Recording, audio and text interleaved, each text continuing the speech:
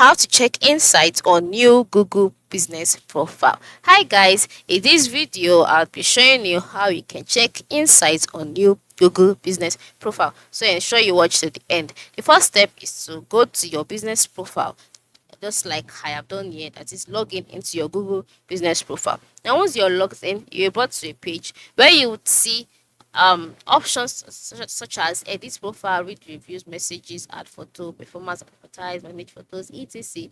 Just go ahead and click on performance. Now once you click on performance, you're taken to a page where you would see Google Maps, and then you would see different things on that page. Now, currently, this is what you can see on my page because I have not verified my account. So ensure that your Google Business account has been verified for you to be able to check your insights. All right. So once it's verified, I are brought to this page. By the top right corner of the screen, you see three dots.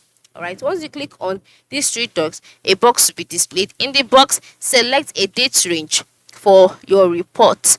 All right, select a date range for your report and then select apply. When you selected apply, you'll be directed to a page where you can now see your insights. All right, it is that simple. So this is how we can check insights on new Google business profile. Thanks for watching and have a nice day.